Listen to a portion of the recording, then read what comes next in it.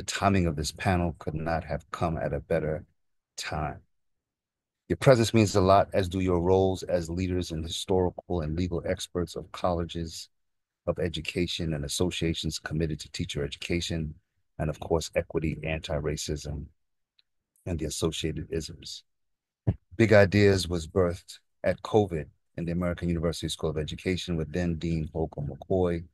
It was as then timely then as the political pandemics that we are now facing in education around democratic institutions and in pursuit of equity currently. Anise, again, thank you for your able leadership in providing a venue for us to think critically and to propose collective solutions and possibilities.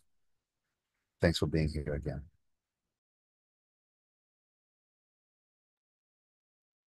Thank you, Dean Hudson. Thank you all for joining us today. My name is Anise Fisher. I'm going to get us started with a few housekeeping, a land, labor, and solidarity acknowledgement, and then we will begin our webinar with our panelists. Our panelist screens will turn off for a little bit, and then they will turn on when we get back to their individual comments. The School of Education wants to acknowledge that Washington, D.C. is the traditional territory of the Anacostan and Piscataway people. At American University School of Education, we acknowledge this legacy and find inspiration from this land. We, as the SOE faculty, staff, and students, have a responsibility to consider in our history as a nation, as a community, as a school of education. Throughout our programs and curricula, we note the privileges we enjoy today because of colonialism, and we strive to not perpetuate colonial futurity. We also acknowledge the labor of enslaved Africans whose forced labor contributed to the wealth and infrastructure of this country, alongside with the exploitation and the systemic exclusion of Chinese, Mexican, and Japanese immigrants who built communities whose unjust labor, whose exploitation provided the very foundation of the infrastructure for this country. We stand in solidarity with the rights of Black people's request for reparations, as well as our Indigenous brothers and sisters' economic justice. These legacies of forced labor, exclusion, and exploitation underpin many of the systemic inequities that have set up unjust educational systems that we've been seeking to dismantle. We stand in solidarity and believe that solidarity is the path forward. That in order for us to dismantle the interlocking systems of oppression, colonialism, racism, economic exploitation, and xenophobia that not only persist in the United States, but globally, we must commit to standing in solidarity with marginalized communities and anybody that's impacted by injustice. In this commitment, we affirm our collective responsibility to unlearn oppressive systems and challenge inequities, but especially educational inequities and racist inequities wherever they persist. And then we will work collectively toward a world that is rooted in justice, healing, and equity for all. During our time today, we hope to put together a conversation that focuses on understanding the historical evolution of educational change here in the United States, as well as understanding the current legal and political shifts that we're experiencing through the anti-DEI legislation, the indoctrination against K-12, the Dear Colleague letters, the attack on educational research, and other forms of educational equity. We will look at this from a variety of different perspectives, from history, from the legal perspective, from educator preparation, program evaluation, and policy advocacy, and begin to think about what are the ways we can individually and collectively counteract these restrictive mandates and attack against inclusive and equitable practices.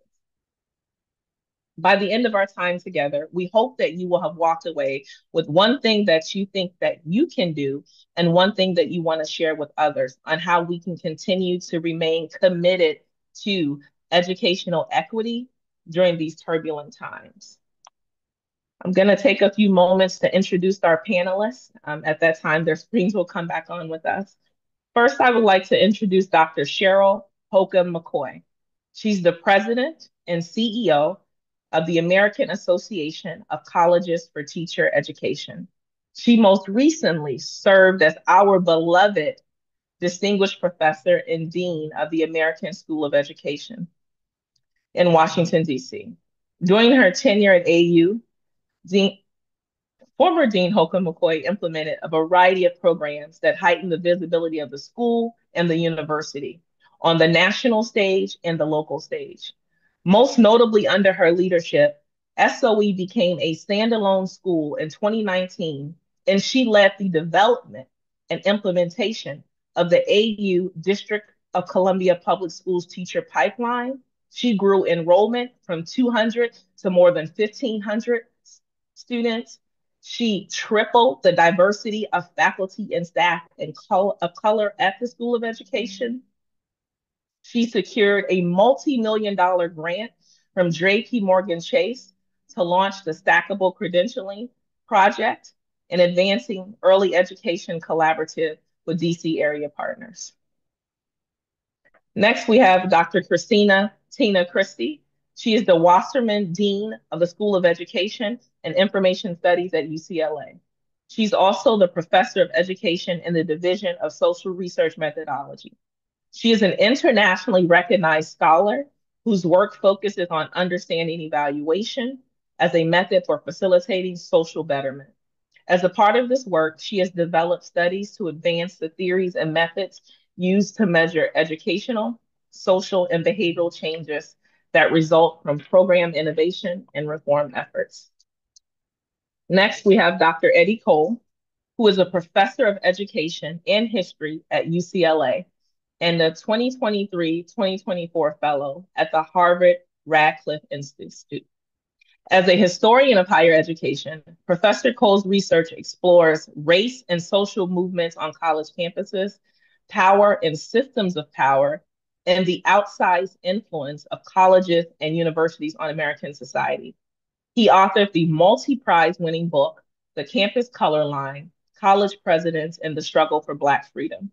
His commentary on American higher education and racial policies has appeared in Time, The Guardian, Washington Post, Los Angeles Times, The Chronicle of Higher Education, and he has appeared as an expert commentator for CNN, BBC, World News, MSNBC, and C-SPAN Book TV.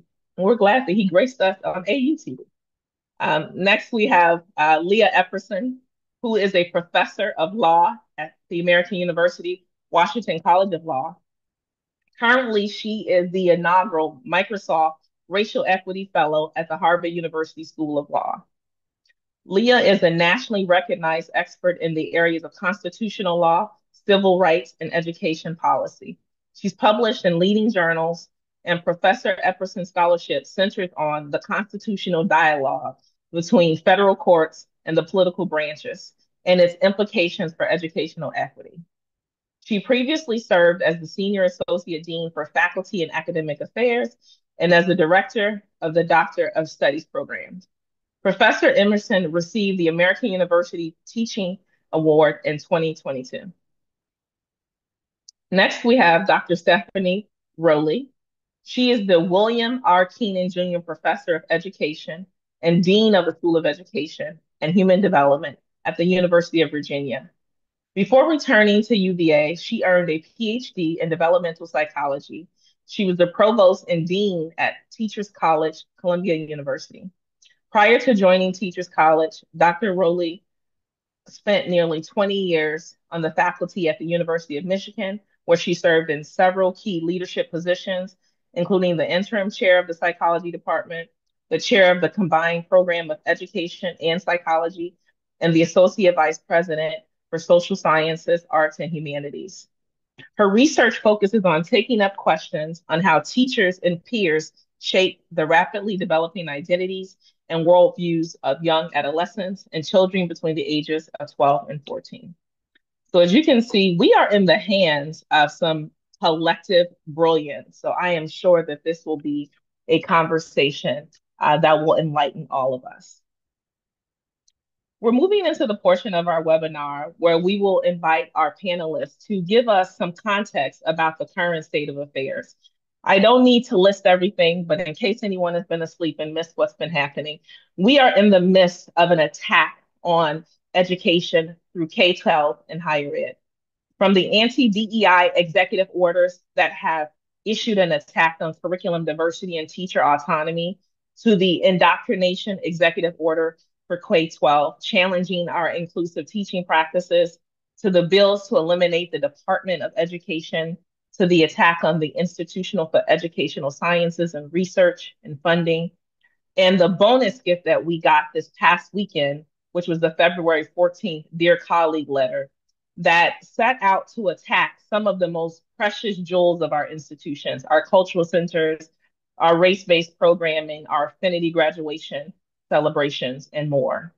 And so now is the time for us to think about how do we sustain our commitment to educational equity, no matter who's in office? What are our different points of power to be able to continue to move the work forward?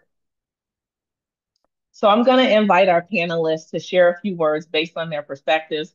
And this is going to be an open conversation. We will have time for Q&A. You can put your questions in the Q&A. And in about 30 to 40 minutes, we will open up the audience Q&A for us to begin to field your questions. And with that, we're going to get started with the historical perspective, because in order to understand the past, in order to understand the present, you must understand the past. And so we're lucky to have Dr. Eddie Cole here, whose research studies the history of education. And so, Dr. Cole, my first question for you is that your research highlights the legacy of social movement and higher education's role in racial equity. How can the historical lessons inform our responses to today's politically charged environment? And what roles do you think the universities play in the social betterment of society in the midst of the very restrictive policies that I just shared? And feel free to stay there and go as wide or narrow as you want. No, I want to be in conversation, so I won't go too long because this feels like a class I just taught last week, a 3-hour graduate history of higher ed course. But first, let me say thank you for the invitation to be here. What an honor to be in conversation with these distinguished colleagues. I know we're about to have a lively and productive conversation. So let me get into history. And you asked me a two-part question: one about historical lessons, how it informs us today, but also what role universities play. And let me get into the first part of your two-part question and initially weigh in on how can historical lessons inform our responses today. First, history reminds us of the long struggle, right? We tend to get overwhelmed in our current moment as if this challenge is unique to us, but it is not. And something that I was just looking at before I logged on, I came across this headline. So let me give you a little snippet from what I just saw in the news. Ohio State's chapter of the AAUP, American Association of University Professors, have charged campus administrators of screening campus speakers, quote, saying such a decision, quote, encroaches upon the effectiveness of free speech and inquiry for students and faculty. Did you see that headline today? No, you did not, because it's from November 1951 in the New York Times. Okay? I give you another one. 3 University of Washington professors were suspended for sympathizing with recent events abroad. That headline could have been from yesterday. Certainly could have been from last academic year. But in reality, it's in the Washington Post, January 1949. So what historical lessons do, they inform us that our problems are not new. As much as we like to think we're special and unique and we're the greatest leaders of all time, our problems are not new. Our current political moment is not the first time that a president of the United States or Congress has been hostile to schools and universities. Our current moment is not the first time that threats to funding have been made if academic leaders do not bow to the majority political party of that moment. And our current moment is certainly not the first time that millionaire and billionaire interests have shaped educational experiences for the majority. So again, history, to answer your first part of the question, history demands that we appreciate the long struggle to better inform our current responses, but not just our responses, but our proactive measures in the present, right? Not just sitting back and waiting on how to respond. History tells us how a lot of people have navigated this terrain and proactively anticipated this pushback.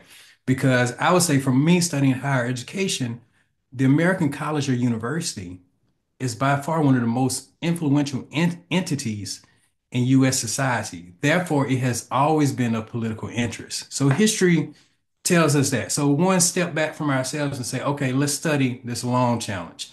To the second question, what role do universities play in promoting social betterment, especially among the restrictive policies, including the letter from over the weekend?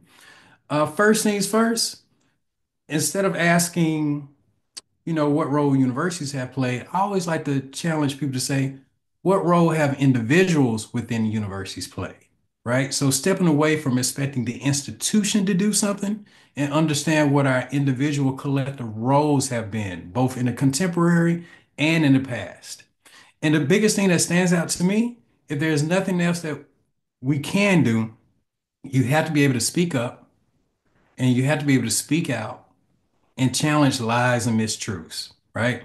If we can't have true dialogue and push back on what's being amplified and challenging its accuracy, its truthfulness, then that by far is the number one role that the universities have played in the past. And that's what's essential right now, right? So don't get overwhelmed by everything that you see headline after headline, notification after notification. It's also being able to say, how do we come together and also be a clearinghouse, if you will, for what's factual and what's not? And I actually hope and think and believe this webinar is part of that. But that sort of gets us started on the first couple questions, but I want to get in dialogue with everybody else. Thank you very much. That's so good. So good. Next, we want to turn to Dr. Cheryl Holcomb McCoy, and we want to invite in the teacher education and community partnerships perspective. And you can feel free to build on anything that Dr. Cole has also stated, because I imagine there's overlap. Drawing on your experience as an innovative leader in teacher education and counselor education preparation programs and partnerships and strategies, they have proven to be effective in navigating political turbulent times. And in particular, how do we ensure robust support of educators and diverse curricular, both in higher ed and K-12? So I'll repeat it. Drawing on your expertise with innovative teacher education and counselor preparation programs, and your role with partnerships and developing strategies that have proven to be effective in navigating politically turbulent times, while ensuring robust support for educators and diverse curricular, both in higher ed and K-12. And we watched you do that to announce us as an anti-racist school of education in the midst of the first presidency and the politically turbulent times. Thank you. Thank you, Anise, Dr. Fisher. And I'm just elated to be here amongst such brilliant people. So I too can't wait for us to have the conversation. I'm looking forward to that and the diverse perspectives here. Just building on what Dr. Cole said, the history speaks for itself, and the application of strategies to build programs and develop programs is nothing new. A lot of the strategies that I pull from are strategies from our ancestors, because we build on what they have taught us a lot about the struggle. So I just want to, give you a sense of, I didn't do anything new at AU. It was an opportunity to build something new. And the strategies, again, were ones that I had watched others before me enlist. The first thing that was really important is to enlist co-conspirators or partners, like-minded people. Get your ducks in a row, as my grandmother used to say. Get those people together that you can rely on, that understand what you're trying to achieve. So enlisting partners in DC, one of the first things that I thought was really important was to talk to the chancellor in the city, talk to the teachers union, the labor folks, talked to the folks who believe that every child deserves an opportunity, no matter the neighborhood they live in, zip code, or whatever. And being able to tell folks in plain language what you're trying to achieve, not necessarily our intellectual journal speak, but just talking to people in a way that they can understand. It really did create a community around what we were trying to do at American University. And that was really important for me. That kind of community advocacy and community work is work that we talk about, but we don't necessarily highlight it in our teacher education and counselor education programs, educator programs in general. So that was one of the first things I did, was just round up the troops, the people, and to have those people on speed dial, and also to really have action behind my words, that we were going to do this, and to be as kids used to say, my word is bond. If I say I'm going to do that, I'm going to do that. So that that level of trust is so important. Also, something that Eddie talked about too, that I so agree, is anticipating what's around the corner. The politics is so important. History tells us what's going to happen next. I mean, pretty much we knew this backlash was going to happen after, after George Floyd's murder, and, the emphasis on race and racism in this country. People said it was we were going like after the election of President Obama, that we were in for a post-racial period. History tells us that's not necessarily true. It does not happen like that. So there's always a backlash. And so we can anticipate what's going to happen, what's around the corner, and we have to prepare for it. Understanding the politics, I think, is critical. So to ask yourself, well, what are we at risk for? What could happen? I'm always doing that, doing the risk assessment and just determining how do we prepare ourselves and cover ourselves if this happens. And some of that we can even anticipate. The truth narrative is true. This is the other part, is changing the narrative. We've heard so much DEI talk and speak. I tend not to listen to that noise. We need to talk about why DEI is important. If we didn't do that, what would happen? So being able to change the narrative is really important. And having those talking points, not only for ourselves, but for our faculty, our staff, our students, so that they are ready to advocate strongly for what we believe in. Communication is key. And I'm going to stop here because this is, I want to talk more about this, but how we communicate is something else that I learned from our ancestors. Being able to communicate with community leaders, to be able to over communicate. There's never too much communication. And finding your own voice and all of that. It took me a while to find my own voice and to be authentic and real in my storytelling, and putting myself within the work, using my own stories with my students, with the faculty and staff. So it is finding your voice and to communicate that and have it relate back to whatever our struggle is. Going through the pandemic, then turning around, and now what we're going through now, it seems like we've never stopped. We've been in a crisis mode, but finding our voice in this and not letting the silliness overwhelm us is so important, that we find ourselves in this and our voice and feel confident in that. So those are just a few of the strategies that build on the history that Dr. Cole talked about. That's so important. Thank you, Dr. Holcomb McCoy. And we're hearing some through lines already. This is a long struggle. We've been here before.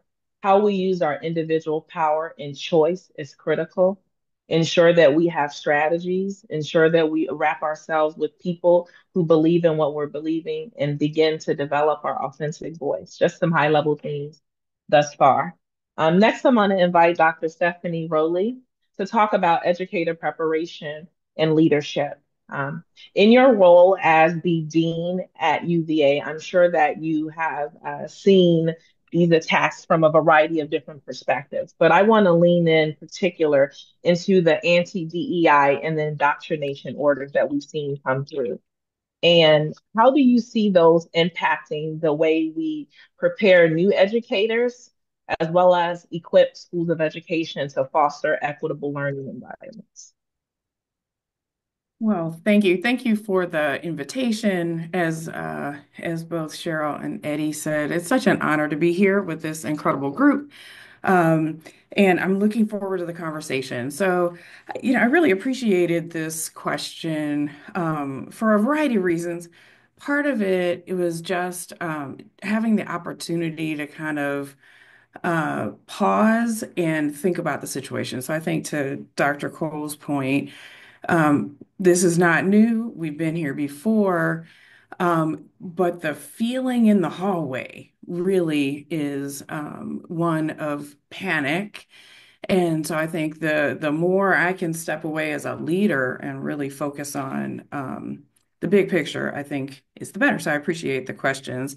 One thing I wanted to say at the outset too was that it's interesting to look through all of these executive orders and proclamations and dear colleague letters and the like, and to see the absence of a focus on children and how they actually learn and families and communities, and decades of research that shows us how children learn and how teachers learn to teach. And so I think my first step is to really think about to kind of ground myself in those things and understand that the jargon around whatever we're calling the practice is less important, I think, than the real mission of making sure that all children have access to the kinds of resources that they need to thrive. But I also think getting back to this question of what we already know and how we can apply that. So, couple of thoughts. I think with a lot of colleagues, when we heard that the TQP grants and the seed grants were being canceled, I think there was a collective heartbreak, really, to understand how these kinds of pipeline programs have really supported, especially folks from low-income backgrounds, in pursuing high quality, rigorous teacher education preparation. So I think that um, part of the thinking about reclaiming the narrative is this idea that, anybody can teach, that we can certainly speed up and cheapen the preparation for folks to get into the classroom, and that the sort of curricula that were associated with these programs is superficial and that sort of thing. And so I think um, the collective heartbreak was really a reflection of this idea that we are taking the very students who are likely to go back to the most vulnerable communities to work, and we are taking them out of the mix. So in Virginia, for instance, we know that the schools in rural areas, something like 40% teacher vacancy rates. The folks who are in these suburban areas have all of the teachers that the well-qualified teachers that they need. So I worry a lot about what's going to happen in terms of our pipeline and who's going to be in the pipeline. And then also just thinking about the young people I talk to who are excited, or the old people I talk to who are excited about becoming teachers, and seeing this as a real vehicle for addressing inequality, inequities, and this message that this could somehow be inappropriate or illegal is hopefully not going to put um, a chilling effect, but it's hard to imagine how it wouldn't have a chilling effect on folks who would like to become teachers. And then even thinking about what we're doing in teacher education programs, I see it among my own faculty that there's a fear of, I got an email today, hey, what can I say in the classroom? What can I do in the classroom? What's okay? Should I change the title? Should I, et cetera? And I can't wait to hear from our legal experts on those questions, because I think it's critical that we wait for whatever the legal proclamation is before we begin to act. Because I can imagine we've already seen some cases where folks are immediately imagining going beyond what's been asked to stay safe. Or I can imagine just a lot of confusion. So if we don't have clear-cut, clear-eyed messages to our students, then we are all at risk of being confused, which then we're putting young folks, or I keep saying young folks, we're putting new teachers in classrooms without confidence in what they're doing and the ability to really practice those kinds of things. Not to mention how, I kept thinking about what's going to happen to mentor teachers and faculty who are saying, well, all of the things I've known to this point appear to be inappropriate. So I think we have to figure out um, how we manage the narrative and how we act within the law, obviously, but also exactly understand exactly what the law is. Because I do think that ultimately the pipeline is going to be disrupted through some of these actions, which will then have implications for effectiveness and for retention. So then this question about what we do about it, I think is really staying the course in terms of talking about why this matters, talking about why equity matters, talking about what equity is. I think that suddenly, we've conflated equity with all kinds of other concepts. And I think we need to step back and say, like, what are we really talking about? And who is really going to object to this idea that every child should have access to the resources that they need to thrive? Like, how could that possibly be inappropriate or problematic? And I think sometimes we get hung up on the individual terms without stepping back and saying, what are we really talking about here?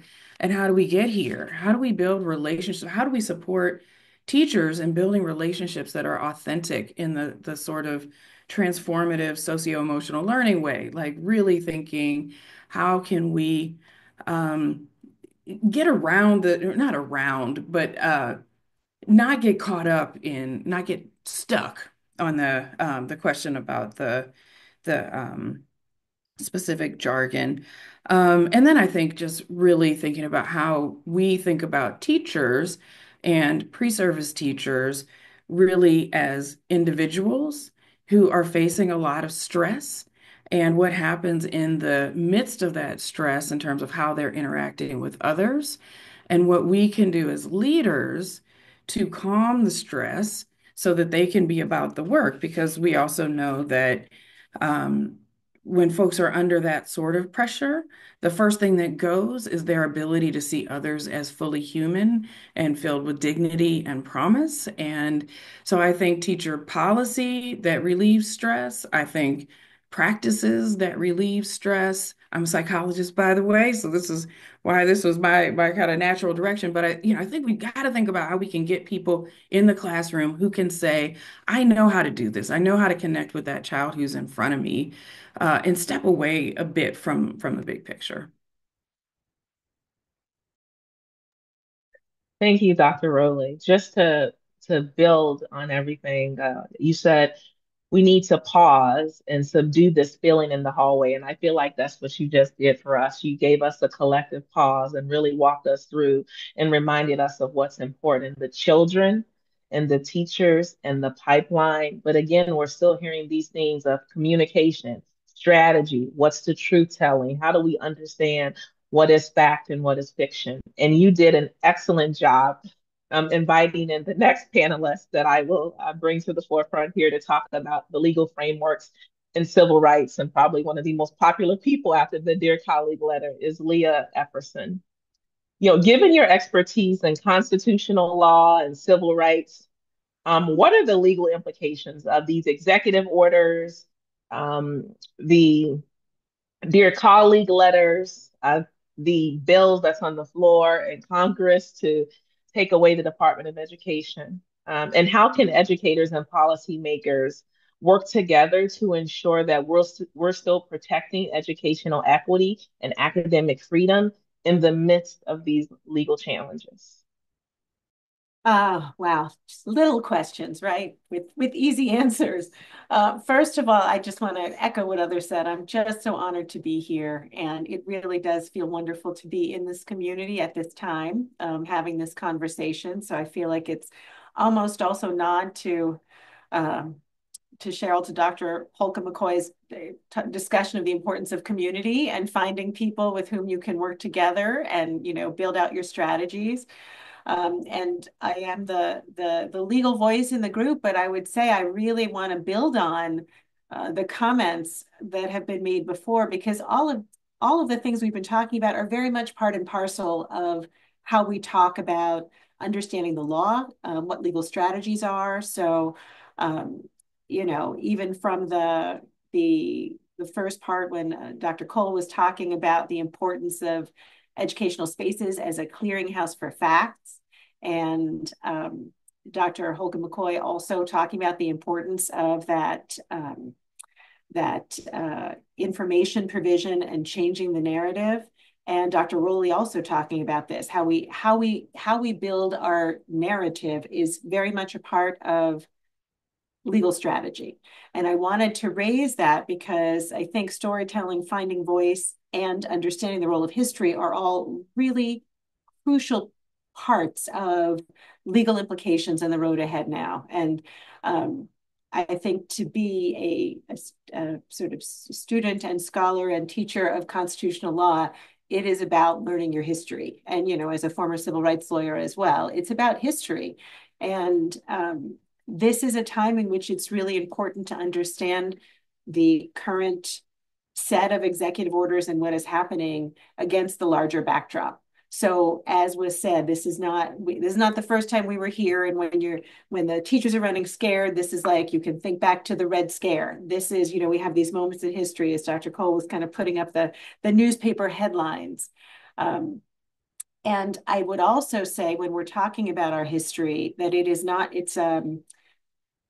I would say we are at a moment of crisis and a moment of constitutional crisis, quite frankly, because we are in a position in which the system of checks and balances that are a part of our founding social contract are at the moment not working as they should because of a set of cumulative events that are what you are mentioning, Dr. Fisher, the executive orders, the Dear Colleague letter, much of which seems to go against what are duly enacted laws by Congress. So I guess I'd say, we are in a moment where we do need to understand that there is a crisis, that there is a struggle, but to put it within the historic context that we all know that, again, looking back to the history of African Americans in the United States, this is an ongoing struggle against principles of equality. And this is a sort of sustained struggle that has been taking place since the end of enslavement. Our first constitution included provisions that were about buttressing a system of enslavement. We had a whole Civil War and then the passage of the Reconstruction Amendments. And that 14th Amendment Equal Protection Clause is really at the heart of so much of what we are talking about. And when we talk about the assault on, you pick a word for what they're calling it now, but the practices and policies that are about increasing and opening educational access for those children who have historically been denied that, this is all grounded in that. And so even the laws that we talk about, the Civil Rights Act of 1964, Title VI of the Civil Rights Act, which is really what's giving the Department of Education Office for Civil Rights its raison d'etre. It is a piece of legislation that you could think of as really a black statute passed in the wake of Brown versus Board of Education to provide a legal hook to ensure that public school districts around the country would have to heed the call of the Supreme Court when they held that state-mandated racial apartheid was antithetical to the Constitution. So all of these things are a part of our history. And I think that when we look at what is happening now, it's going to be not one size fits all, not one strategy that is going to kind of clarify everything and get us out of the woods of what we are seeing. But I do think it's a couple of pieces. So one is, as many people have said, the importance of sharing information and understanding where we are.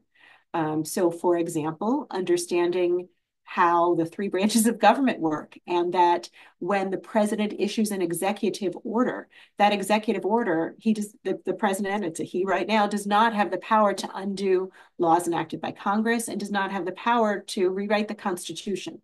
So we do still have those laws. We do still have the Constitution. We still have the 14th Amendment.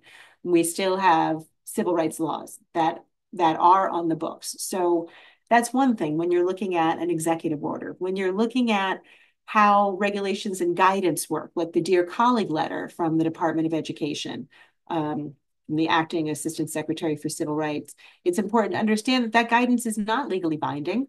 And we know historically that that guidance does shift from executive administration to executive administration. I think what is unique now is the way in which it flies in the face of law. And so if you were to compare it to, say, the guidance put forward by Kristen Clark and Catherine Lehman after the Students for Fair Admission versus Harvard decision, you had a letter from the Assistant Attorney General for Civil Rights, along with the Assistant Secretary for Civil Rights in the Department of Education.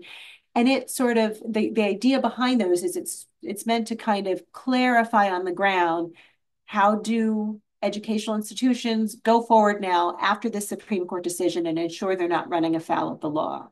The distinction now is that this Dear Colleague letter goes way beyond what the Supreme Court decided in that case. And so what we are seeing is what I would call anticipatory compliance, throughout these first 4 weeks of people. And I think Dr. Rowley was mentioning this, people going kind of beyond. And there is a culture of fear that is being sown. So it's leading with that fear rather than leading with the facts. I think it's important to also remember, and this is just, kind of the big picture, within this crisis, we do still have an independent judiciary. And the reality is there are lawsuits coming and lawsuits that have been filed to challenge, many parts of what we're talking about today, and the ways in which they run afoul of the law.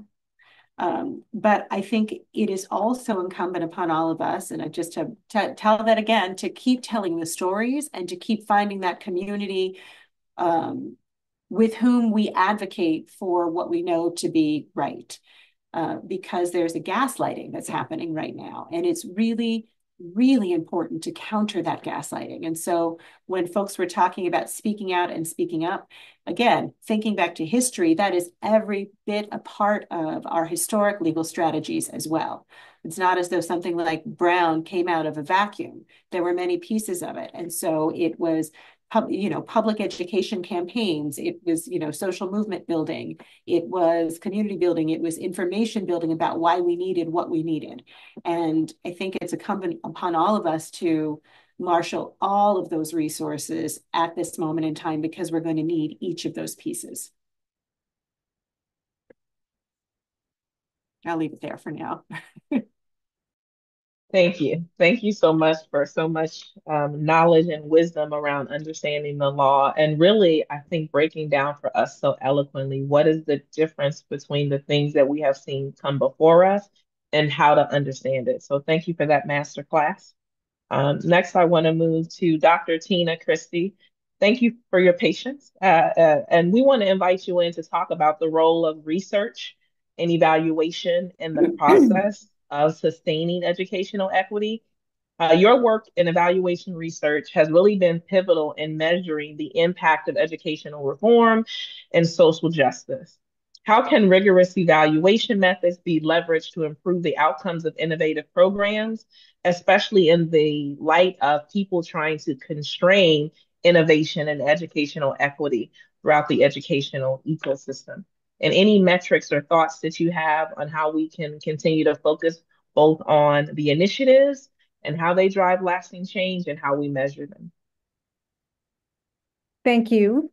Thank you very much. And I hope what I have to say kind of threads together some of what we've heard from the previous panelists. And I'm not sure I'm going to answer all those questions, but I think just maybe share some thoughts that I hope will stimulate people's thinking about this moment and the importance of evaluation and how it fits into our I would call it recent history because Dr. Cole goes way back before before I'm going to start this story. And where I'm going to end is on the importance of communication, right? And we've heard that from the panelists. So first, I thank everybody for the invitation to participate on this prestigious panel.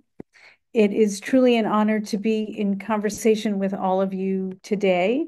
And I also want to say that my dear friend, Dr. Rodney Hobson, Dean Hobson, could speak to this issue as well as or better than I can. So I hope that he'll join us when we have more of a free-flowing discussion and to hear his thoughts on the role of evaluation at this moment in time.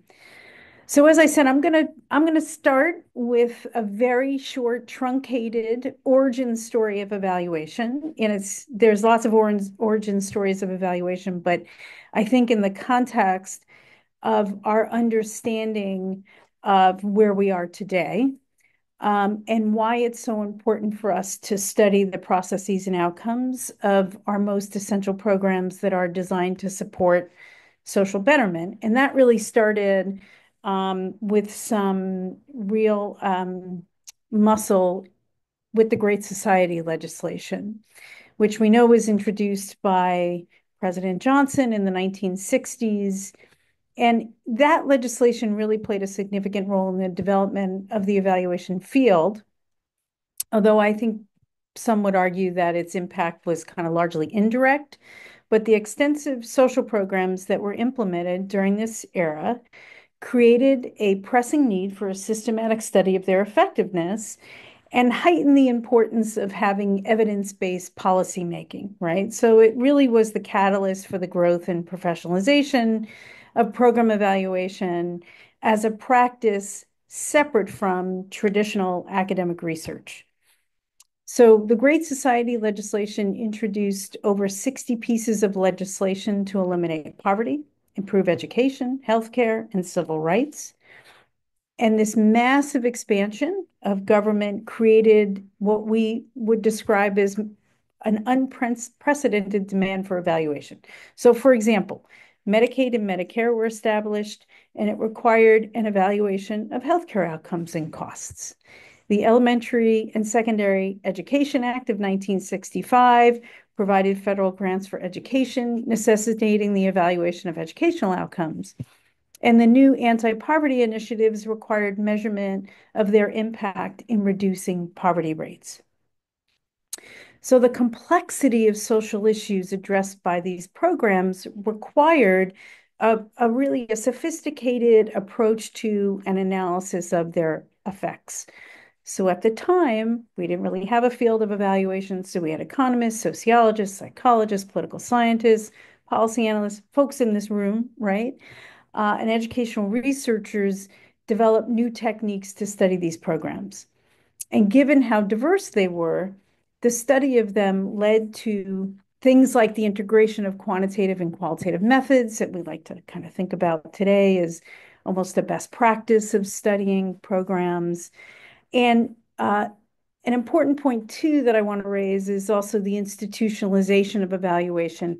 It really began with the founding of the Urban Institute in 1968, right?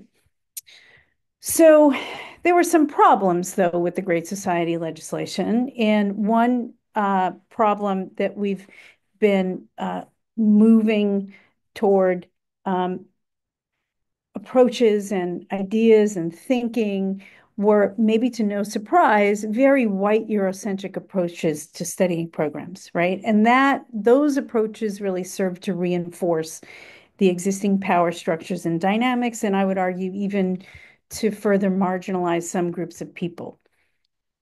So despite extensive study and thinking about that, definitive conclusions about the effectiveness of many programs wasn't easy. It still isn't easy. And something struck me as I was trying to understand Project 2025, and I was reading pieces of it. And one thing that evaluators have been struggling with since the Great Society legislation is this kind of reliance on, market prices to establish human value in cost-benefit analyses, as most of us as social scientists would recognize as being inherently flawed. But this statement on page 453 of Project 2025 should be very concerning to us. And I quote, limit the CDC's role in evaluating only health-related costs and benefits of interventions without considering any social impacts. So why else is this concerning? Basically, it challenges the precedent established by the Great Society legislation for ongoing evaluation of government programs. It blinds the focus on evidence-based policymaking in our governance, and we see that in Dodge, right? Dodge has haphazardly cut programs with absolutely no evidence, with word searches, with AI. It also delegitimizes what evaluation brings to the table and to the discussion on how we can improve our society, right? So it's informed decision making, it's improved program design and implementation, it's accountability and transparency, which is why people are taking to the streets right now and saying, fire Elon Musk. There's no accountability, there is no transparency. I'm going to hit upon one last piece before I kind of wrap it up. And in your question, you use the word rigor. And I want to take a moment to pause on that word for comment. And it takes us back to this idea of, where we started and some of the mistakes that we made early on and what we mean by rigorous methods. And so there are many folks who would argue that a rigorous evaluation employs systematic, transparent methods to produce reliable and credible results to inform decision making, that thing that we are studying, the evaluand, as we call it in evaluation. But we've moved in our thinking to say that a rigorous program or policy evaluation is one that is attentive to issues of culture, race, equity, and access. And it's taken a lot of work and struggle for the field to move to this perspective on rigor. And it incorporates a few key elements that I just want to highlight here. Centering the perspectives of those for whom the program is intended to serve, utilizing appropriate data collection and analysis techniques that are sensitive to cultural nuances, engaging community members as partners throughout the evaluation process, creating evaluation teams to help better capture diverse voices and perspectives, and acknowledge the social, cultural, historical, and political environments in which our programs operate. We also recognize the systematic inequities and power dynamics that impact program implementation and outcomes. And this all fits within what we've come to call an EDI framework. And thus, what we do as evaluators is under threat. And I see it as nothing less than a serious threat to our field, right?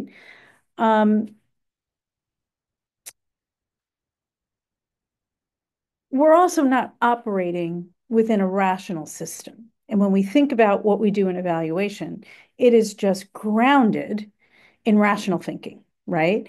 So it assumes that the system in which we're working has structure, transparency, documentation, and that it allows the evaluator to systematically access and assess performance. And it assures accountability and learning and alignment with strategic objectives. But nothing that's been going on since January 20th has been operating within a system that's rational, right? And so what we do as evaluators, very, very, very challenged, as I said, at this moment.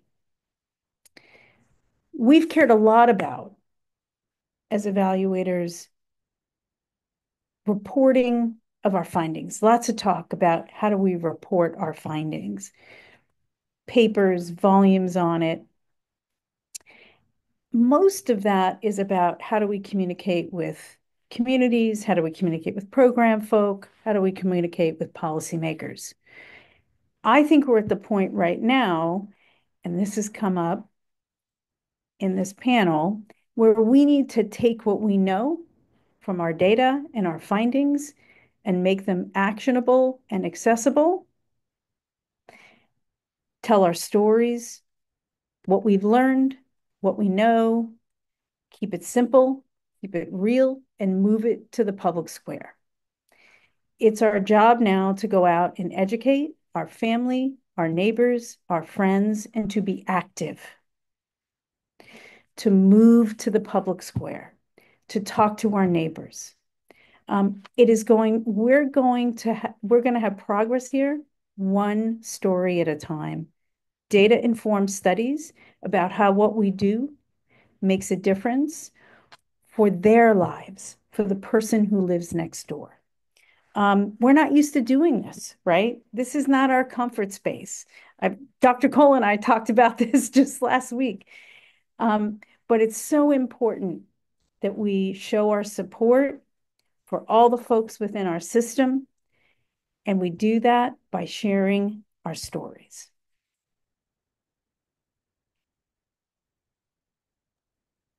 Thank you so much, Dr. Christie, for really bringing us to a really great capstone of ensuring that we take what is known and take it to the streets. It's not what you said, but that's how I heard it, but really allowing us to use data to inform the work that we're doing.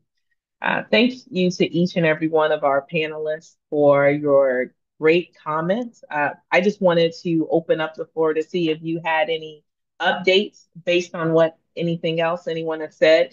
And then for folks who are in the audience, this is your time to ask your questions. So please, I would like to see the Q&A box going off rapidly right now as you have listened so patiently for an hour. Please put your questions in the Q&A, and then we will get to them here in a few minutes. So we'll start with Dr. Rowley with some comments, and then we'll get a few others, and then we'll head to the audience. Yeah, so I have a burning question for the panelists. I feel like I heard both. We are in a constitutional crisis, and we need to, absolutely take to the streets. And I also heard we've been here before. And so I think, I think my question is, I feel like the war in my head every day is not wanting to miss it if we are really headed to a very different place. And then also the being clear-eyed and not panicking. And so I would just love to hear anyone's thoughts about how we are not naive and also not giving into panic. Well, now I feel like I should say something since I'm the one that entered into the conversation talking about a constitutional crisis. Well, I would say that we are in a constitutional crisis, and I know people have heard that term bandied about. The reason why I would say we are there is when we look at how our Constitution, as I mentioned, was crafted, the whole idea is that it's this system of checks and balances. And the reason why we have it is really in response to tyranny in England and the idea that we don't want any one body of government to amass too much power. And so that is why we don't just have an executive, but we have a Congress that is supposed to be for the people, and it's bicameral. We have popular representation and then equal representation. So all of these ways that we have checks and balances. I guess also you would think at its base level, the Constitution says it's the role of the executive to take care that the laws are faithfully executed. And then at its most basic level, it's Congress who's passing those laws. The reason why I believe we are in a constitutional crisis is that our system is not operating in the way that it should, as we now have an executive that is, I would say, disdainful of the Constitution.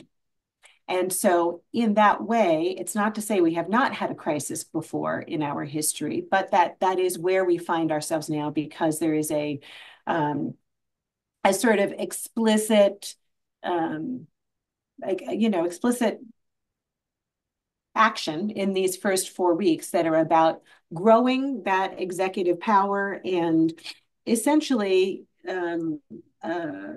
sort of challenging that balance of power by issuing a flurry of executive orders, the whole chaos theory, flooding the zone, whatever you want to call it. At the same time, we have had crises historically. And so I think when we talk about there are things here that are reminiscent of history. We have been here before. I think one of the points I would make is that, some may say this crisis constitutionally, we have had a sort of sustained resistance to parts of our Constitution for the long term. And I would say that from the enactment of the 14th Amendment as part of the Reconstruction Amendments in the wake of enslavement, there has been resistance. So sort of this was designed to provide citizenship for formerly enslaved people. And it fundamentally changed the nature of our social contract. There are people who didn't want it then. And we have a series of Supreme Court cases that kind of got us to a point to try to make real that promise of equality. And you can look throughout history at what happened with what we would call Black codes, what we would talk about with Jim Crow laws, and a sustained movement of people on the ground fighting back, a sustained movement of people being in the public square talking about why we needed education for all kids and what it meant to have a system of apartheid education and apartheid in services in the United States of America and why we needed to change that. So that history of having a need for public criticism, a need for community building in our advocacy is also, it's very much a part of what we have done in the past. And so I think that's why I say you can draw on those pieces. And I think it's also important to know that it's been a sustained resistance because things like the Civil Rights Act of 1964 came about in direct response to the massive resistance to school desegregation. It came about because 10 years after Brown, 98% of Black children in the Deep South still went to schools that were fully segregated. And so it was having that dialogue and having at the time, a bipartisan Congress that would pass that, a president that would sign it. But that Title VI that prohibits racial discrimination or prohibits, discrimination based on race, color, or national origin for any entity that receives federal funding, that came about because of a response to that massive resistance to school desegregation. So I do think there are lessons that we can draw upon in our history from various points of crisis. I think we are in an unusual and unprecedented set of circumstances because there are things today that do look different. And so as Dr. Christie was mentioning, when you have DOGE, which is not really a department, it's, a person who was brought in, who is unvetted and unelected, but has a lot of money and people that are meant to then kind of siphon off this education funding.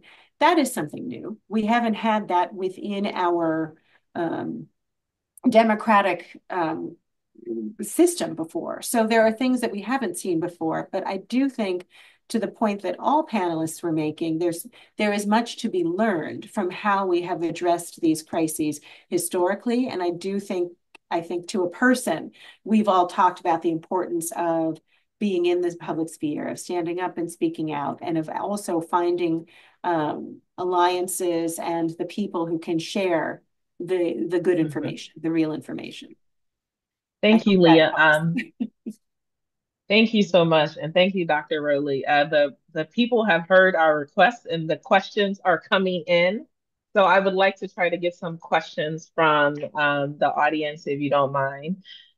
So the first question that we have, and everyone doesn't have to answer, we have about 8 questions. So maybe we can have one panelist give us a very brief response that'll allow us to get to everybody's questions. The first question is, what might be the future of DEIB officers hired by a municipality or school board? So those school boards who hire DEIB officers, does anyone care to share any implications for those roles?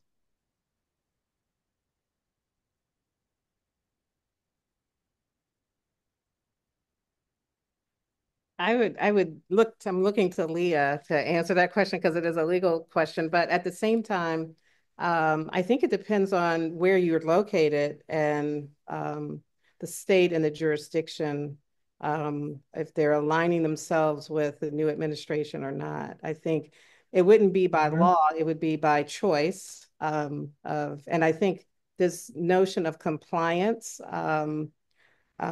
preliminary compliance. I forgot, Leah, what term you use, but it is Anticipatory. anticipatory Mhm. compliance, I think is true. And I think people are fearful and they're trying to change so that they're somehow hiding and will not get some type of consequence. So I think it really does depend on where you are and where you're located. But I don't think at this point there's any law saying that you cannot have a DEI person on the school board, or you can't, that you can't continue what you have been doing to increase diversity or to ascribe to certain DEI policies.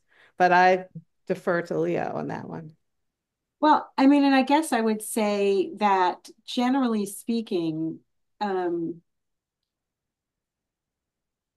you know, we have seen a sort of demonization of those words, and yet we have a whole history, getting to another part of the Civil Rights Act, into Title VII, and into uh, laws around employment, as to why affirmatively we have a law that was created to say you can have very thoughtfully constructed programs that are about increasing access to fields where historically certain people have been shut out, and to create more inclusive spaces. And so, again, this is why I say there are words within the executive order, within the Dear Colleague letter, that are antithetical to what the law says. And I think, as Cheryl was saying, I think a lot of this is how people choose to respond. So in some instances, they will lead with the fear. And I'm not trying to minimize the fear or suggest that it's not a natural response to what is happening. But I do think, and as I said before, there are people who are speaking up and speaking out. And we even have, examples of teacher lawsuits where teachers are saying, whatever you're telling me I can't teach in this classroom makes absolutely no sense and is a violation of my rights. And so I think we're going to be seeing more such suits taking place. And I think a lot of people also, as Cheryl was saying this is not, we should not be moving with this speed, with this level of kind of fear and gaslighting that is taking place, because there are, I would say, in the most conservative vein, if you will, making sure that there are that institutions that have created policies and practices have done so in a measured and thoughtful manner to begin with, which again is mostly how this happens. These aren't things that have just kind of come out of whole cloth. And so I think standing on that foundation is the thing to keep in mind, that there is a strong foundation and basis for which to create these things. And I just want to add, let's not assume that everyone is against this policy. There's some people out there that don't forget, who won the election. So there's some people that are happy to align themselves with this new administration and the Dear Colleague letter. So I think this is the reality, is that we possibly could be in the minority, however you want to think about the election. We won't go there, but there's sentiment out there that is anti-diversity, and they're happy about this. So let's not forget that. Thank you. Thank you, Dr. McCoy. So we have about 19 minutes left, and we have a robust amount of questions. So Dr. Tina, please come in, but I just want to remind us that we want to get through the rest of the questions. I'll just quickly comment from sort of a pragmatic leadership perspective. What we're in the process of doing now is saying, okay, here's here are the executive orders, or here's what's come out from the administration where there are legal challenges, or we anticipate legal challenges. Let's just put what we see as those actions on hold, and we will wait to see what happens through litigation and legal processes. Then there's other actions that are coming out that we know that we have to, maybe, perhaps have to do something about, right? And that is the category under which I think, Cheryl, you're saying, like, there are some people here who think these are good things, who could potentially think these are good things. One, and that's where I see that we really have opportunity, and as leaders across the country, an obligation to say, here's what we understand from what we do about why these things are good, and show why it is good for the woman who lives next door to you, who may not be documented, to go to her prenatal care appointments, because the health outcomes of both her and her baby will be seriously compromised, right? And that is a narrative that, look, there's a 37% that we're not going to shift. But there is room between the 37 and the 47 who, I think, with some understanding, with some very explicit, and this is what I meant by story, right? And very clear connections to the impact this has on someone who they know or someone who they see. And I think that's important. And why this is creating great concern. I also think we have to do a very good job of explaining why public education is important, and we can do that concisely. We need to get that message out, and why public education matters for democracy. And that's for K-12 kids, and that's for higher education. We brought an economist here to UCLA to speak to a bunch of our elected officials back in September. And he showed a group of elected officials from the state of California the importance of the University of California in terms of what it offers as the economic engine for the state. These folks didn't know that. They hadn't made that connection. These are very smart elected officials from within the state of California. We can't assume that people understand and know these connections. We need to make them for them. And it's the challenge is how to get the message out, right? I mean, I still think, Thank we've you. got messaging challenges. Thank you. Sorry, I went on way too long there. Thank you. Thank you, Dr. Teen. I just want to get to a few more questions. Forgive me, folks. I just want to make sure we get some answered. Dr. Cole, we have a question for you. Can you share a few recommendations for individual and communal practices to navigate the long struggle ahead? So just 1 to 2 practices that people can do as an individual or as a community to navigate the path ahead. Yeah, yeah. No, thanks for that question, and really enjoying this dialogue right now. I just want a quick comment on something else. We have to define it. I agree with my fellow panelists who said we have to define, like, what is equity. I think part of this work is us defining our work for ourselves as opposed to having someone external define what we do. And so, one, as an individual practice, to answer the question, that's part of it, right? So, how do we even define and put parameters around what we do that's not influenced by how the outside sees what we do? The other part of that question was around sort of the communal practice of it. There's a two-part sort of basic practices that you can do with that. So in addition to individually defining what you do, I always tell students when you're trying to go through, navigate campus, yeah, find somebody else, just one other person, that you can sort of walk along with. So one turns to two people. And I tell them once you've got your pair, double that, right? And then you find another pair somewhere else. Part of what we need to do and what history tells us very clearly is about the coalition building, right? both the very public facing aspect of it, but also the quiet stuff, right? This is a very public conversation that who knows where it's going to go, and with all our names right here. Okay, that's one side of it, but also there's the private coalition building that people have had to navigate throughout history. So Yeah. going back to these constitutional crises, right, that have been so many throughout time, Reconstruction era, post-Reconstruction era, right? You think about Plessy versus Ferguson, I would argue, right?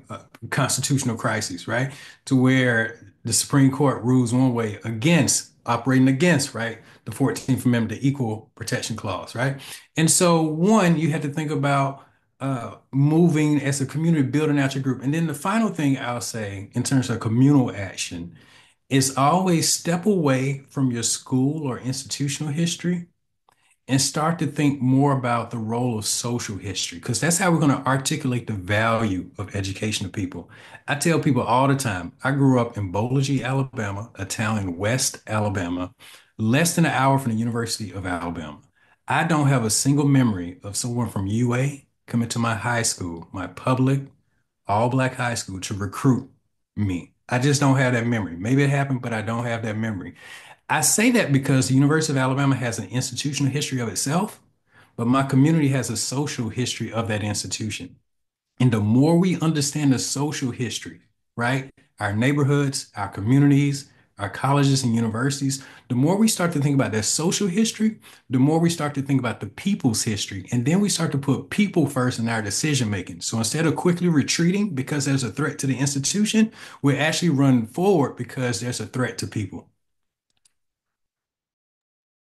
Thank you, Dr. Coe.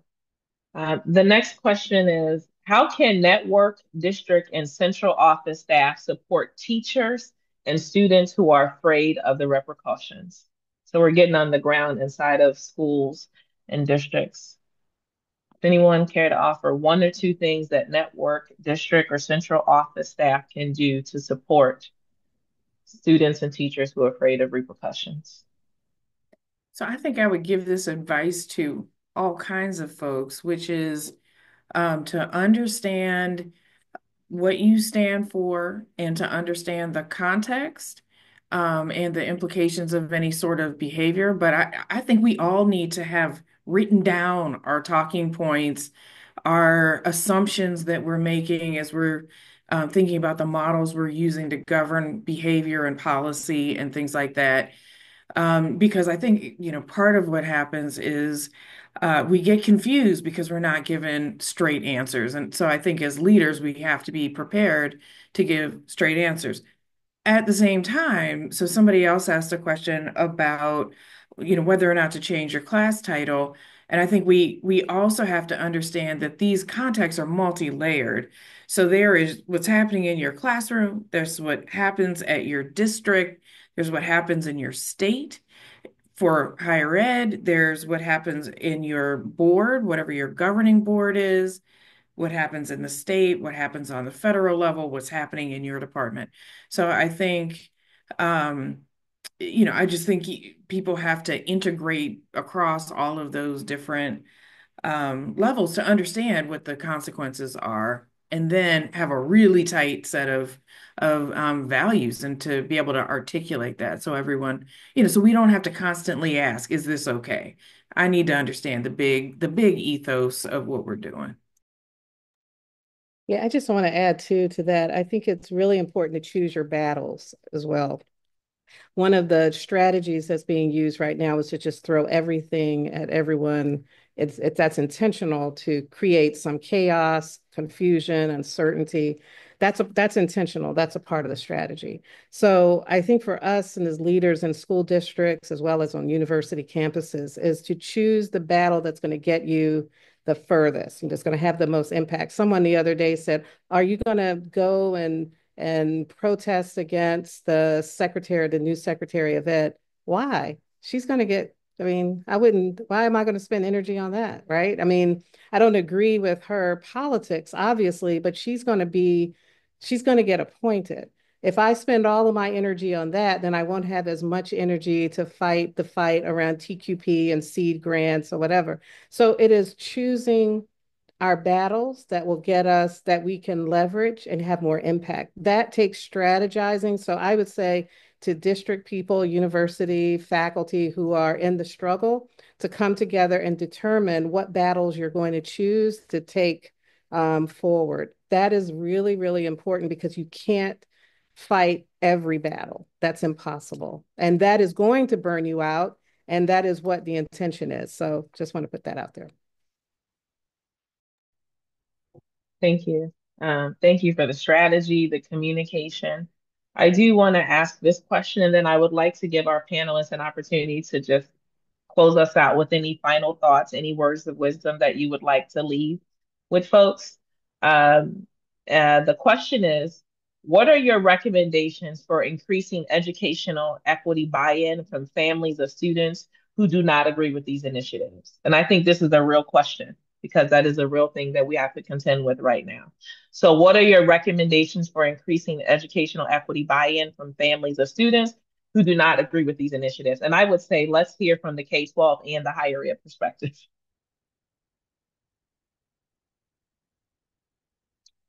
And do we want to start with Dr. Tina, and then we can just get a K-12 perspective?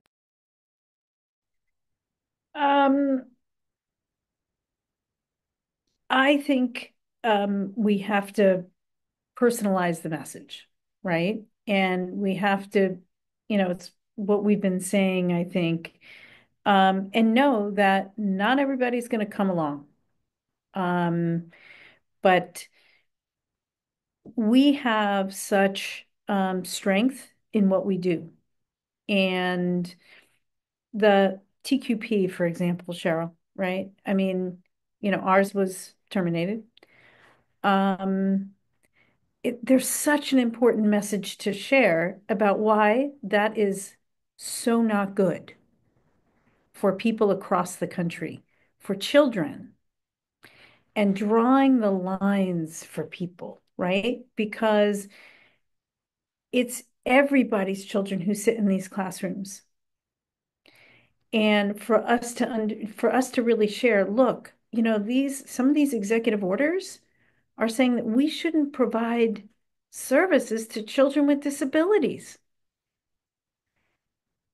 What is the impact of that on your cousin who has a child who was born with a traumatic brain injury?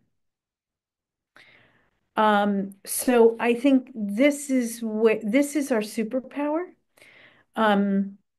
We have the evidence, we have access, we have opportunity. Everybody in this room is privileged, right? I mean, we sit in positions of power. And for us to really come together and say, how do we mobilize in a way that draws the line, that makes the connections for people, knowing that we're not going to bring everybody along, but that we have an important role to play in helping tell the story of why these decisions are harmful to every person who cares about a child, who cares about getting on an airplane, and who cares about the price of eggs. I would piggyback on what you said. That also reminds me of what you said at the beginning, Dr. Rowley, when you said, I'm looking at these executive orders and, seeing everything they say, and there's an absence of focus on children, that they don't actually talk about children. And I think to use an example, and this is just, that I've been thinking of, and for all of us as we kind of walk forward, I think about it a lot in the context of disability rights and disability justice when you were talking about this, because the threats that we see are to all of education, K-12, higher ed, every institution. And those threats are not political. They're not partisan. In other words, the removal of funding, the removal of programs, the freezing of funds, the stripping away of protections for students with disabilities, that's affecting everyone. And so to that end, I do think there is an opportunity for that coalition building around these issues that I am quite certain those who thought they were in line, those who were supportive, broadly speaking, of some policies of the current administration and thinking, I'm going to vote for this administration because I want A, B, and C, are very clearly not in favor of what's happening to their kids in Yeah. schools and what's happening at the K-12 level and what's happening, in terms of the massive hits that universities might take in terms of what's being funded. And so I think that's an opportunity for coalition building that goes way beyond, partisanship, and it really goes to the heart of why we care about education, which is not a partisan issue. Thank you. I want to give each of our panelists 30 seconds to leave us with some hope. I believe we have laid out all the challenges, but I'm a believer in being a dealer of hope. And so this conversation could go on for hours. It has been so rich, so informative, and so helpful with on the ground strategies. If each of you could just take 30 seconds to leave us with a bit of hope, word of wisdom, as we close out our time together. And I will start off with Dr. Rowley, and then we will have Dr. Holcomb McCoy on deck. Well, thank you. I am thrilled that I'm ending this conversation feeling really hopeful of understanding that we have tools to draw on, that we have history to draw on, we have law, a constitution, etc. And also reflecting on the fact that I personally have a critical role to play, as does everyone else who is in this webinar. I think as we were talking about this question about how we bring people around, I think the real question is, what do we want our country to look like? Do we want children who can't read, who can't participate in democracy, who cannot make informed choices, who don't know how to manage their money, or who aren't prepared to contribute to their neighborhoods and their communities? And I would hope that there are folks out here who would say, I would want that at a minimum for all children. And so, again, stepping away from some of the jargon and saying, what do we want the world to look like? And again, I'm hopeful because there are a whole bunch of folks in here who are thinking about that question along with me. So thank you so much for the invitation, and shout out to my good friend Rodney Hobson, Dean Hobson. Thank you so much for the invitation. Thank you. Yes, Dr. shout Holcomb. out to Dean Hobson for bringing this wonderful group together. Thank you, Anise, for your thoughtful questions, and just the opportunity to be with you today is wonderful. You know, I am a child. I'm probably the oldest here, and I am a child um, of the desegregation time in this country. And I remember when schools were integrated for the first time, talking about Brown versus Board of Education in 1972 in my hometown of Hampton, Virginia. We were not integrated until 1972 because of all deliberate speed, which meant nothing. You could do whatever you wanted to do. But I was in third grade when we integrated schools. And that was also the time when I decided to become a teacher, because I had a teacher that told me this was, I would make an excellent teacher. She planted the seed. And here I am today, as president of an organization for teachers and counselors and educator prep. So it's surreal for me to be still having this conversation around the deep hurt and harm that racism has done. And education has been the focus of many of those harmful conversations about our country and the separation of race and everything that racism does to racist beliefs do to our society. And here we are still grappling with that. I'm not surprised, though. And so from that history, what we bring, I bring hope, because as Frederick Douglass said, if there is no struggle, there is no progress.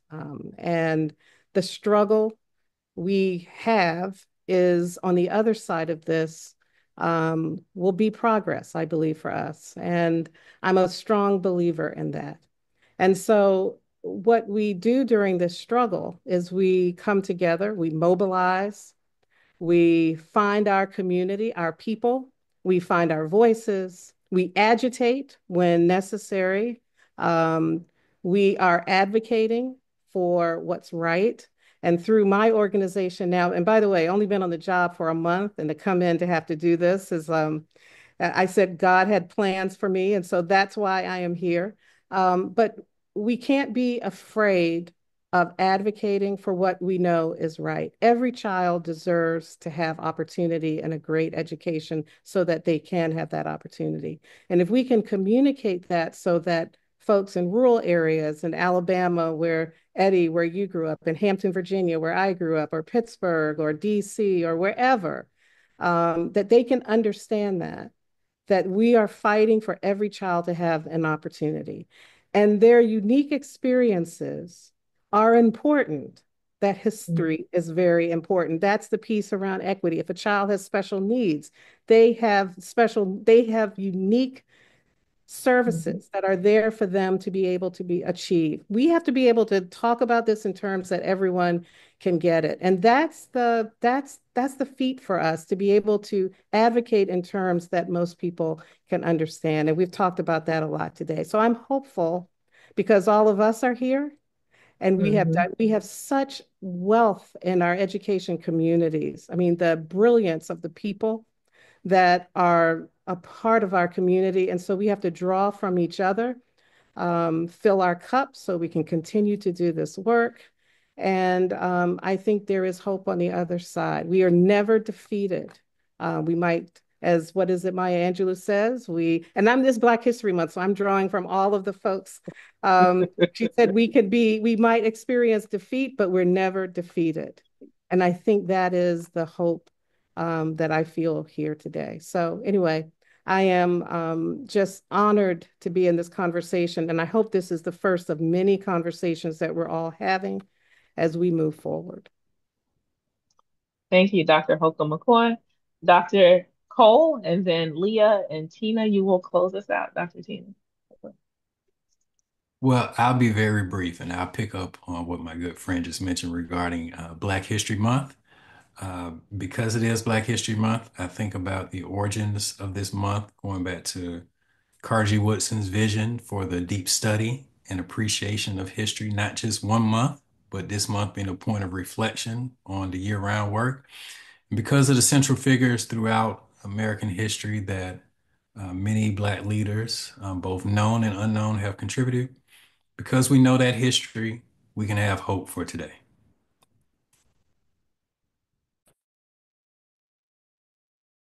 I agree. I agree. And so this has left me hopeful. And I think that, looking at this intersection of law and education, folks said it before, Thurgood Marshall and so many have talked about the importance of education as the cornerstone of our democracy. And so if we care about our democracy, this is how we bring people together. As Cheryl was saying, one person at a time, saying, is this what you want for your child? Do you want these things to be available or taken away? And I think there is a lot of room there for our dialogue, for our community building, for our advocacy on the ground and in the courts. And so that is what gives me hope. And thank you so much for letting me be a part of this conversation. Thank you all very much for your time with us today. And we look forward to continuing the conversation. Thank you to all of our panelists for sharing their insights, the inspiration from the variety of different perspectives, from education to law to preparation to research and policy.